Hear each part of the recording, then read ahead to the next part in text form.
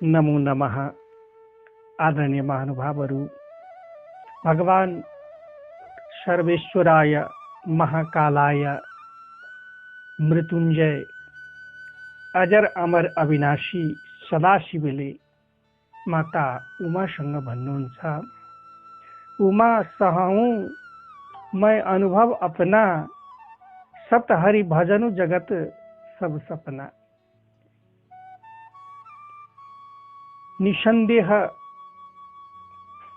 यस कालको धरातलमा जगत सृजन हुन्छ, पालन हुन्छ, परिवर्तन भइरहन्छ। त उनी सर्वेश्वर महाकालले यस अनुभवलाई किन अभिव्यक्त गरेका हुन् भन्ने, कालो न भुक्ता वयमेव भुक्ता। काललाई हामीले भोग्दैनौं, कालले हामीलाई भोगेको हुन्छ। उनले रात दिन, घण्टा मिनट, महीना, वर्ष आदिको माध्यमले सम्पूर्ण जगतलाई भोगिरहेको छ। त कालको गतिलाई यदि बोध गर्नु छ भने ज्योतिष शास्त्रको यसमा पूर्ण औचित्य सिद्ध हुन्छ र उनै सर्वेश्वर महाकालको सम्पूर्ण अभिव्यक्तिलाई हामीले हृदयङ्गम गरौँ भन्ने निसन्देह हामीलाई के लाग्छ भन्दाखेरिमा, शरीर माध्यम खलु धर्म साधनम। यो हाम्रो जुन शरीर प्राप्ति भएको छ, उनी महाकालेश्वर जो सदा सर्वदा अक्षय आनंद सुख का अमृतमय प्रकाश र अमृतमय स्रोत का मूल हुन्। उनीसँगको एकाकारतालाई, उनीसँगको अवलम्बनलाई, हाम्रो यात्रालाई अभिव्यक्त गरिरहेको छ। यस क्रममा हामीले के बुझ्न सक्नुपर्छ भने, हामी उनै अंशीको अंश भएको हुँदा हामीले सदा सर्वदा आफूलाई दुई भागमध्ये एउटालाई अभिव्यक्त गर्छौं। जस्तै उनी परमात्माले जुन डिभाइन पावर छ, उनले के गरे भन्दाखेरि सृष्टिलाई सञ्चालन गर्नको निमित्त अनन्त शक्ति स्रोतले परिपूर्ण भए र उनै शक्ति स्रोतबाट हामीले जुन अजस्र अनन्त शक्ति स्रोत छन्, प्राणवायु प्राण ऊर्जाका, उनीबाट हामी आफूलाई कतिसम्म जोड्न सक्छौं। ती शक्ति स्रोतका विभिन्न महत्त्वपूर्ण इकाइहरूलाई देवताको नामले चिनिन्छ र हामी त्यसबाट पोषित हुनुपर्छ। र पोषित हुनुको निमित्त हामीले कहाँ ध्याउनुपर्छ भन्दाखेरिमा, जसरी हाम्रो यो शरीरलाई हामीले साधनको रूपमा सदुपयोग गरेर आफूलाई त्यस यात्रामा सफल तुल्याउन सक्छौं। शरीरको चारवटा प्रक्रिया अवस्था हुन्छ। हाम्रा ऋषि महर्षिहरूले यसमा अजस्र अनेकौं खोज अनुसन्धान गरेर के सिद्ध गरे भने, यदि कुनै जीवात्माले साह्रै सद्कर्म गरेछ, ईश्वरेश्वरी कर्म के भनिन्छ भने, कर्म उनको सेवा भावमा गरेछ भने त्यस जीवात्माको संसारिक जुन स्वरूप हुन्छ त्यसबाट मुक्त भएर उनीभित्र परम शक्तिभित्र अवलम्बन हुन्छ र त्यस्तो अवस्थामा हामीले अत्यन्तै उनी प्रति भावमय भएर कर्म गर्नुपर्ने हुन्छ। यदि अब नै मानवीय स्वभावले युक्त छौं र मानवीय कर्म गर्छौं भने पूर्ण शरीर जब परिवर्तन हुन्छ त अर्को आमाको पेटमा हामी जान्छौं र पूर्ण जीवनको प्राप्ति गर्ने गर्छौं। पूर्ण हामीलाई के भन्छ भने अवसर भेट्छ, किनभने अरू जति पनि प्राणी हुन्, भोग योनि हुन्, मात्रै मानव कर्म योनि हुन्। अर्थात् दानवत्वञ्च परित्यज्यं तेवत्वं प्राप्नोति मनुष्यञ्च प्राप्नोति। त हामीले उनी अजस्र शक्ति स्रोतलाई आफूले कसरी जोड्ने, जस्तै हाम्रो यात्रा कस्तो छ भन्दाखेरिमा भनिन्छ सर्वधर्मानि परित्यज्य मामेक शरणं व्रज अहं त्वां सर्वपापेभ्यो मोक्षयिष्यामि मा शुच। भगवानले के भन्नुहुन्छ, मेरो औँला समाऊ, मैले अमृतको सीमासम्म पुर्याइदिन्छु। अर्थात् उनी के त दैव, हामी पुरुषार्थ गर्ने दैवज्ञ, अर्थात् उनी परमात्मा, हामी जीवात्मा। उनको औँला समाउनु नै हाम्रो सर्वोच्च उपलब्धि हुन्छ र सर्वोत्कृष्ट यात्रा हुन्छ। र यस क्रममा हामीले भौतिक शरीरलाई पनि साथ हुनुपर्छ र यसको पनि धर्मलाई हामीले ध्यान दिनुपर्छ, यो पनि स्वस्थ रहनुपर्छ। हाम्रा एकजना महानुभावले दिल्लीबाट श्याम खट्टरज्यूले सोध्नु भएको छ बेली रोडबाट कि आयुर्वेद र ज्योतिषको कसरी सम्बन्ध छ भन्दाखेरिमा हाम्रा ऋषि महर्षिहरूले के बोध गरे भन्दाखेरिमा शरीरको जुन हाम्रो शरीर के त सूर्यमा के छन् 7 वटा रश्मि, हाम्रो शरीर पनि त्यही रश्मिबाट बनेको छ। यत्यन्दे तथा पिण्डे, हैन? सुनको सानो कणिका विशाल चट्टान एउटै गुण हुन्छ, रूप मात्रै फरक देखिया छ। हाम्रो सूर्यबाट पृथ्वीबाट हामी आयौँ, रूप फरक छ। पंच तत्व पृथ्वी जल तेज वायु आकाशबाट हाम्रो पनि निर्माण भएको छ, उता पनि निर्माण भएको छ। त निश्चित रूपमा हामीले हाम्रा ऋषि महर्षिहरूले के बुझे भन्दाखेरि अन्तरिक्षीय जुन पिण्डहरू जुन ज्योतिर्मय छन् उनको प्रकाश, उनको ऊर्जा, उनको म्याग्नेटिक र जैवीय र प्राकृतिक ओज भनिन्छ, त्यो ओजले हामीलाई प्रभावित गर्छ। जस्तै जन्म अवस्थामा के अरे गर्भाधान अवस्थामा नै हाम्रो जस्तै भ्रूणको गुण र उनको जिनलाई ग्रह नक्षत्रको अवस्था जुन हुन्छ अन्तरिक्षमा त्यसले प्रभावित गरेको हुन्छ। र त्यसै क्रममा अब त्यस प्राणीको जन्म, त्यस प्राणीले प्राप्ति गर्ने जीवनमा हरेक प्रकारको हैन उत्थान र पतन र त्यसपछिको परिवर्तन, यो सबै कुराहरू त्यहाँ अभिव्यक्त हुन्छ। जन्म जन्मान्तरको साक्षी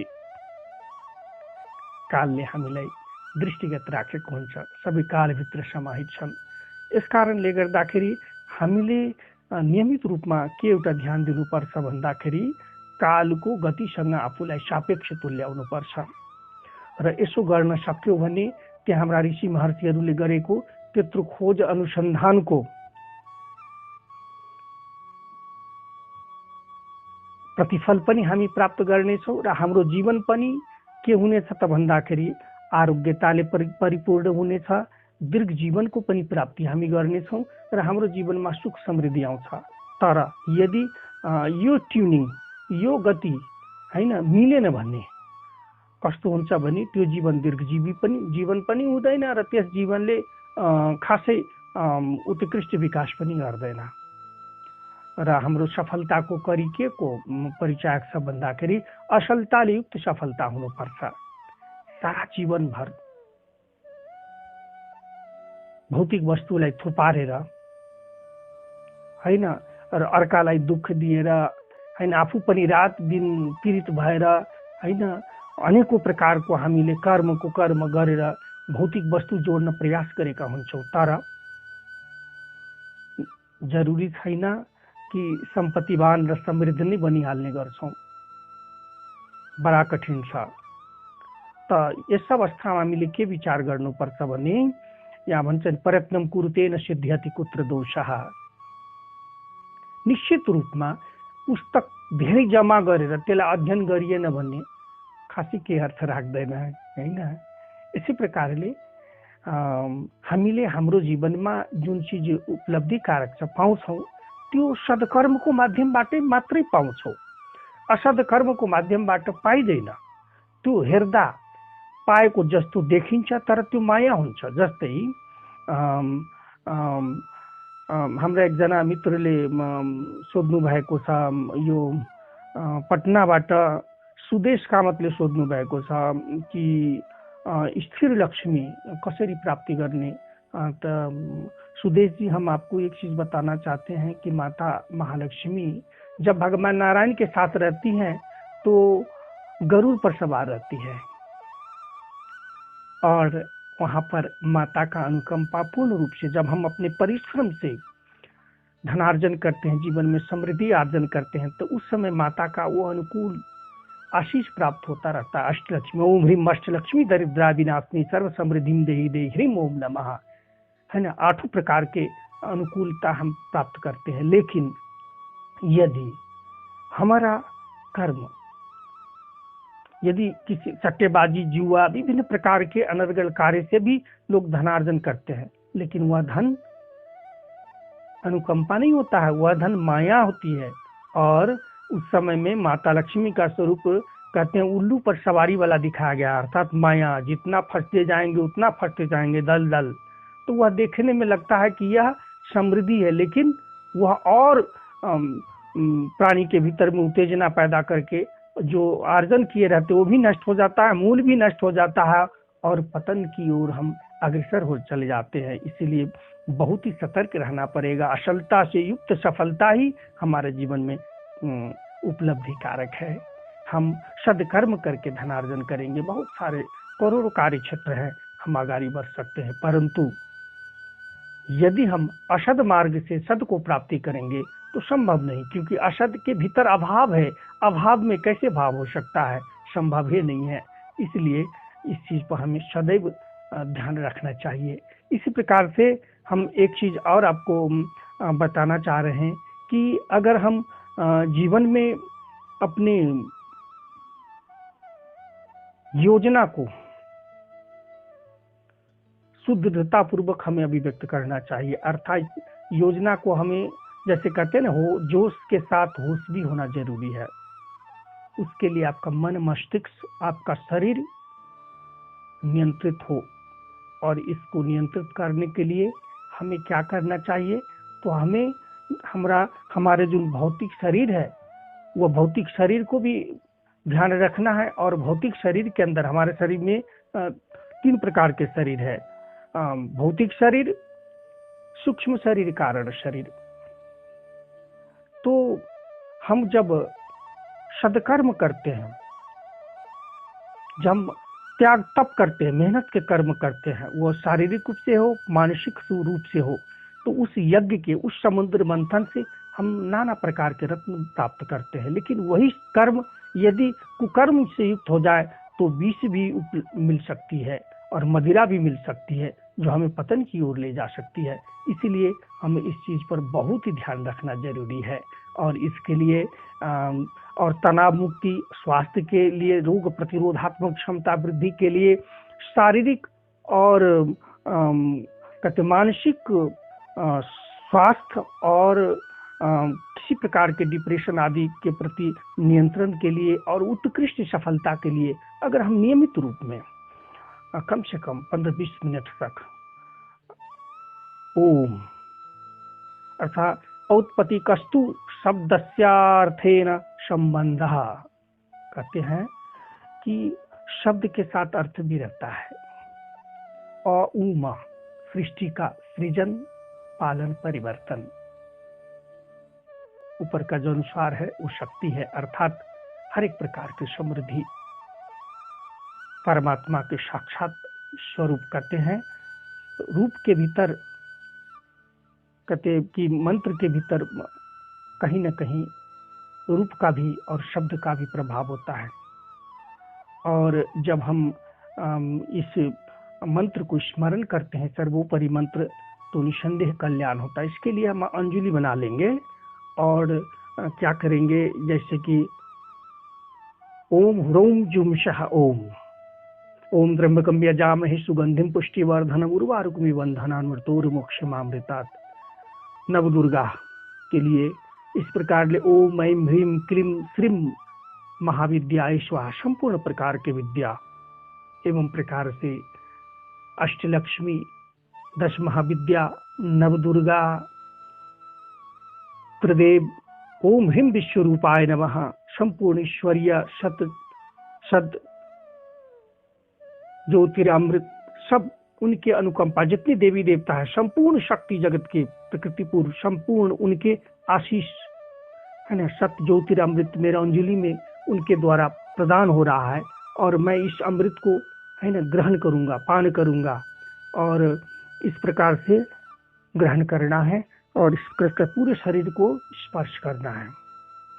इस प्रकार से अगर हम ओ मन में क्या स्मरण करना है, जैसे ये नाभि के आसपास इसको बोलते हैं, ये नारायण ग्रंथि होते हैं और नारायण ग्रंथि महालक्ष्मी संपूर्ण प्रकार के भौतिक समृद्धि, इसको अन्नमय कोश, प्राणमय कोश और मनोमय कोश, तीनों कोश इसी जगह से पुष्ट होती है। इसी प्रकार संपूर्ण शक्ति का स्रोत होता है, ऊर्जा का स्रोत होता है और इस प्रकार से मन में भाव रखना अंदर में। इसी प्रकार से तब हृदय में आना, हृदय में हर एक प्रकार के वाणी हिरण्यगर्भाभ्याम नमः, अनेक प्रकार के विद्या ज्ञान की प्राप्ति हो रही है, समृद्धि प्राप्ति हो रही है। इस प्रकार से अब सहस्त्रसार चक्र ऊपर सिर के ऊपर अथवा यहाँ आज्ञा चक्र में ध्यान करेंगे और यहाँ इनको बोलते हैं रुद्र ग्रंथि, ये ब्रह्म ग्रंथि। तो ओ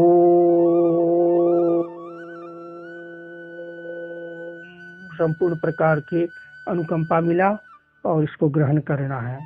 यह क्रम करीब 15-20 मिनट प्रतिदिन अगर हम करते हैं तो हमारा भौतिक समृद्धि तो होती है, मानसिक और आत्मिक उत्थान प्रगति भी इस प्रकार से होगा कि इसको शब्द में अभिव्यक्त नहीं कर सकते हैं। जिंदगी में जितने भी बिगड़े हुए कार्य है सब बन जाएंगे और ऐसा गति मिलेगा जीवन में जिसको धन्य रूप में हम स्वीकार कर सकते हैं। इसी प्रकार से अगर और अच्छा करने के लिए हम सुबह सुबह जब प्रार्थना करते हैं उस समय में ओम क्रोम ह्रीम आम वैश्वताय धर्मराजाय भक्तानुग्रह कृते नमः, इस मंत्र को भी जाप कर सकते हैं। इस मंत्र से आरोग्यता बढ़ती है, दीर्घकालिक रोग घटता है।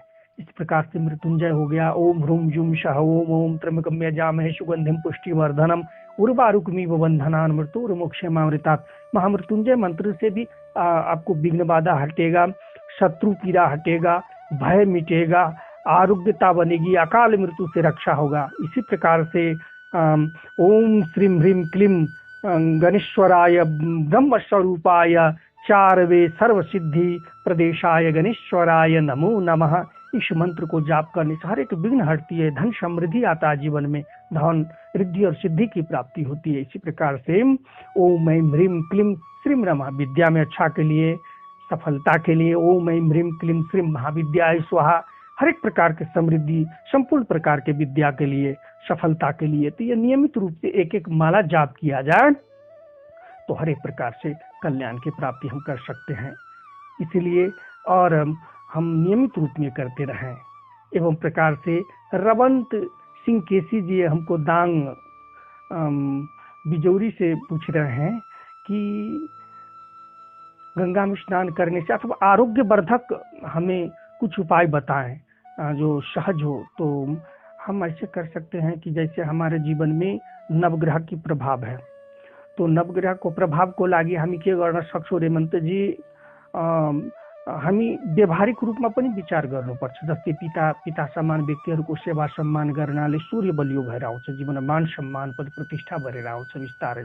यसै प्रकारले आमा तथा आमा समान महिलाहरूलाई सेवा सम्मान गरेमा चन्द्र बक्ष बलियो भएर आउँछ, चन्द्रमाको सुप्रभाव पर्छ, जीवनमा स्थिर सुखको प्राप्ति हुन्छ, भावना पुष्ट हुन्छ। यसै प्रकारले भाइ तथा भतिजा आदिलाई सहयोग गर्नाले विशेष रूपमा मङ्गल बलियो भएर आउँछ, प्रतिरोधात्मक क्षमता बढ्छ हैन। इसी प्रकारले छोरी चेली बहिनी भग्नी आदिलाई सहयोग गर्नाले बुद्ध ग्रह बलियो भएर आउँछ, शुभ भएर आउँछ, जीवनमा कार्य व्यवसायमा हाम्रो सफलता मिल्छ। इस प्रकारले यत्र नार्यस्तु पूज्यन्ते तत्र नमन्ते देवता, नारीलाई सम्मान गर्नाले निश्चित रूपमा महालक्ष्मीको अनुकम्पा पाइन्छ र हरेक प्रकारको सुख समृद्धि जीवनमा आउँछ, शुक्र ग्रह शुभ भएर आउँछ।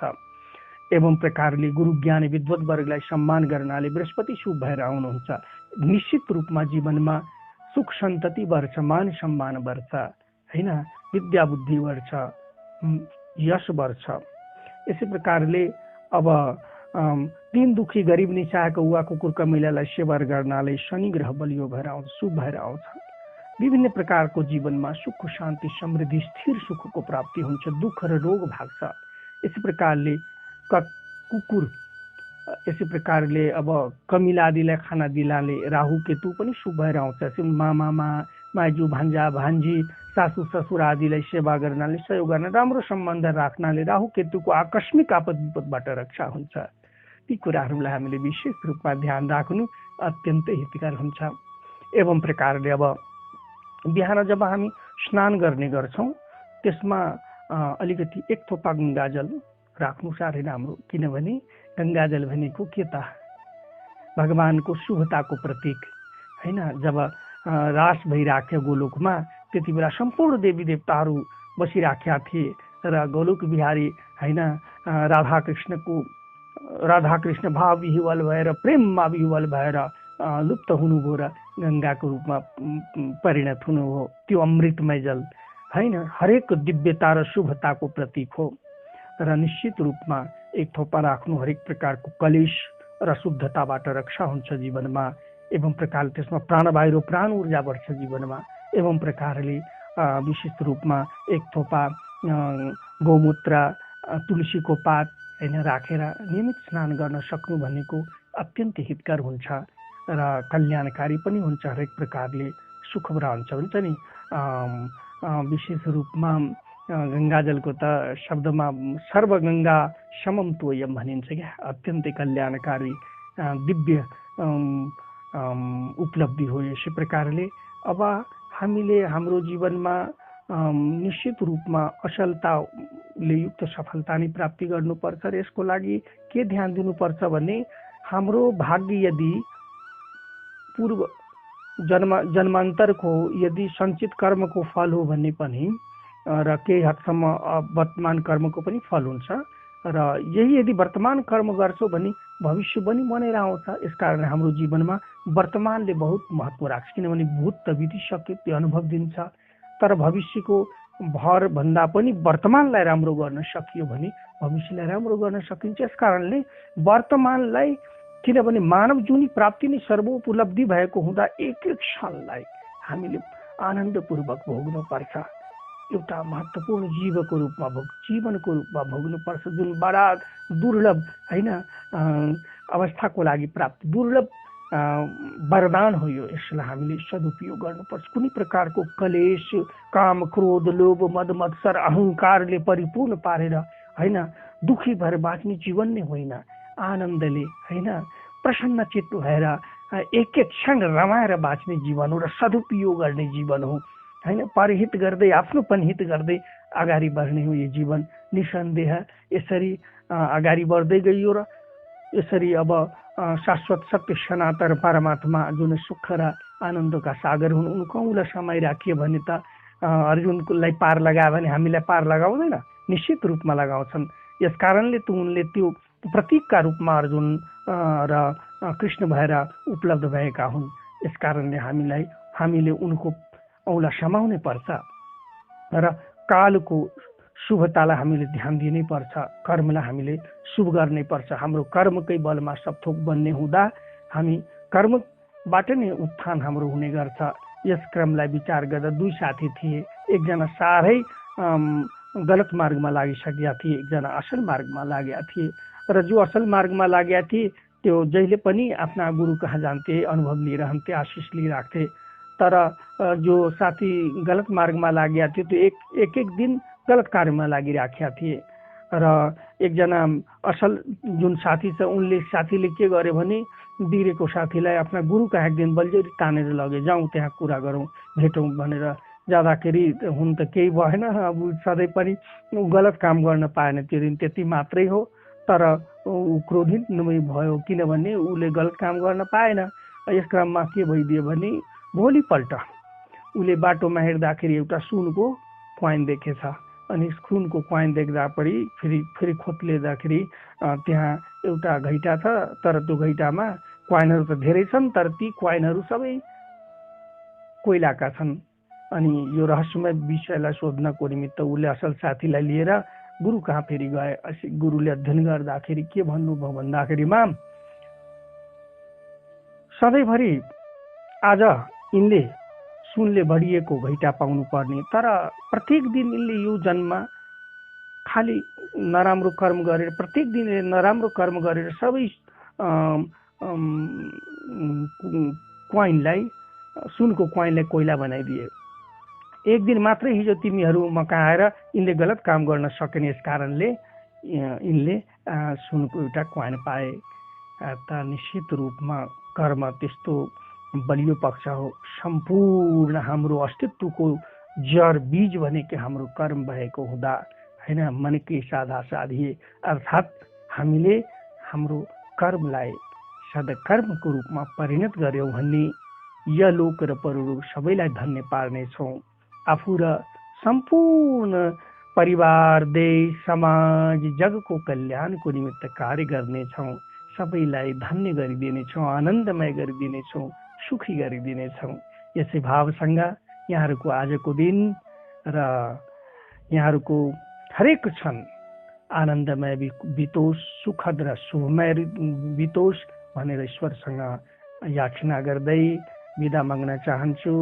नमो नमः।